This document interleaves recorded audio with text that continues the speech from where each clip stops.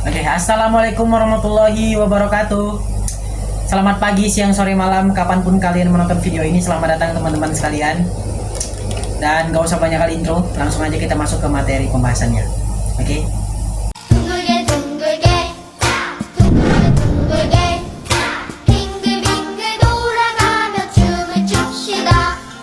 손뼉을 치면서 노래를 부르며 랄라랄라 즐겁게 춤추자.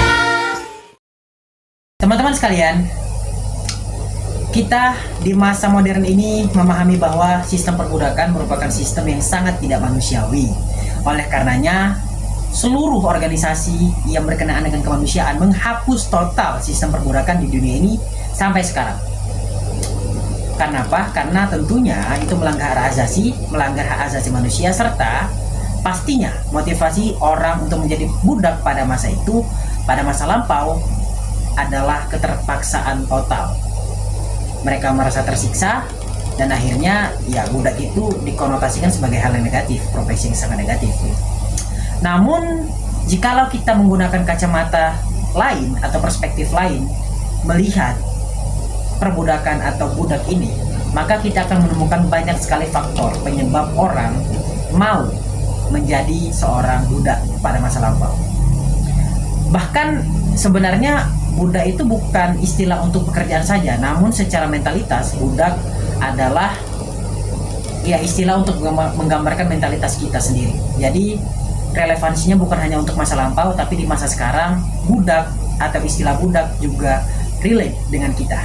So langsung aja kita masuk ke pembahasan dengan judul senangnya menjadi budak. Dimana di sini saya akan menyajikan PowerPoint yang berisi slide tentang faktor-faktor penyebab orang menjadi atau termotivasi menjadi budak. Langsung kita masuk ke pembahasannya. Nah, teman-teman sekalian, di slide ini kita menemukan ada faktor yang pertama, yaitu faktor ekonomi. Teman-teman sekalian, di sini tertulis bahwasannya orang-orang yang tidak cukup finansialnya akan menjadi budak, akan memilih untuk menjadi seorang budak. Mengapa? Karena ya ini relate dengan masa sekarang, dimana jikalau ada pekerjaan sebagai seorang budak, saya yakin bahwa ya banyak orang yang memilih opsi untuk menjadi budak. Kenapa? Karena untuk memenuhi kebutuhan, orang-orang rela bekerja menjadi apapun. Bahkan ada orang yang rela untuk bekerja menjadi seorang penghibur di malam hari, PSK, dan ada juga sebagai pencuri dan lain sebagainya. Dan budak, kita komparasi dengan semua itu, sepertinya bukan pilihan yang terlalu buruk. So, ya, jadi faktor ekonomi menjadi penunjang utama, salah satu faktor penunjang utama orang memilih untuk menjadi seorang budak. Selanjutnya, keterpaksaan akibat konflik perang.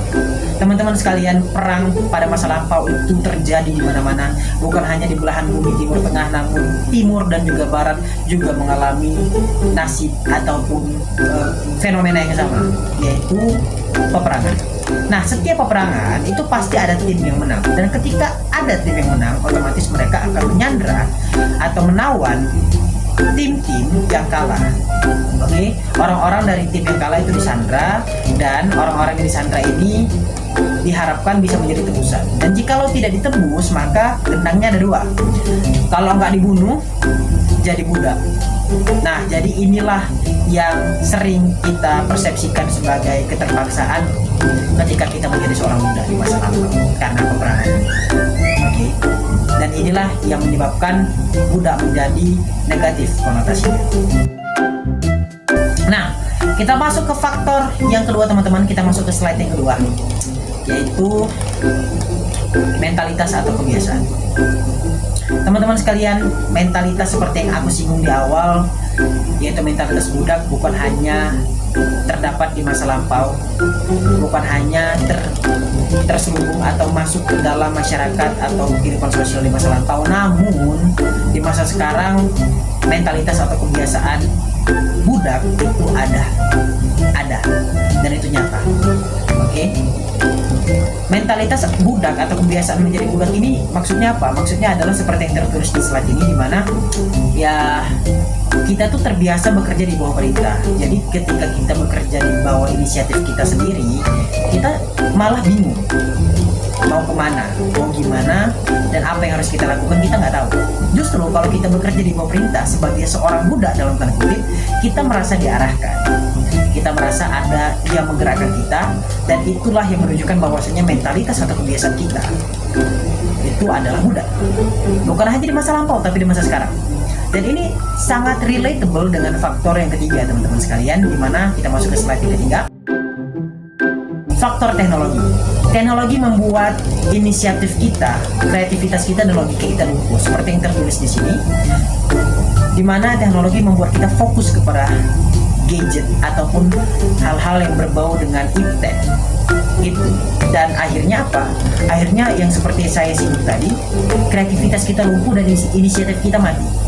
Ketika inisiatif kita mati, maka mental budaklah yang muncul, dan yang terakhir adalah budak korporat. Budak korporat ini berkaitan atau relevan sekali dengan pekerjaan atau profesi di masa-masa sekarang, di mana banyak sekali orang yang justru menuju kepada pekerjaan yang mengharuskan mereka menjadi budak korporat. Di mana banyak perusahaan atau lembaga atau instansi atau pabrik yang mempekerjakan pekerjanya secara berlebihan, namun upahnya tidak sesuai seperti yang tertulis di slide ini, di mana pekerjaan eksploitatif dengan upah yang minim atau upah yang tidak sesuai dengan pekerjaan mereka, dan kita terima aja. Justru banyak orang yang menuju kepada pekerjaan tersebut yang menjadikan mereka memiliki mentalitas budak, dan itulah yang menjadi faktor-faktor penyebab mengapa sih orang-orang memilih untuk menjadi budak, atau simpelnya mereka senang untuk menjadi budak. Yang dapat aku simpulin dari sini teman-teman sekalian,